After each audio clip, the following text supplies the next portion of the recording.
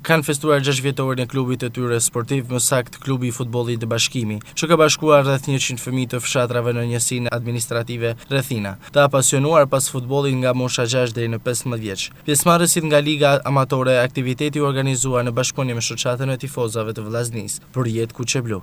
Është diçka shumë e bukur, është diçka e mrekullueshme. Është një falënderim shumë i veçantë është për ta dhe për gjithë ata që na kanë mbështetur dhe na mbështesin. Ne jemi tifoza me shpirt për vllaznin tonë, mirë po jemi edhe për krahim mbështesin të gjitha akademitë e futbollit në Shkodër, sepse Shkodra edhe futbolli shkodran është i gjithëve.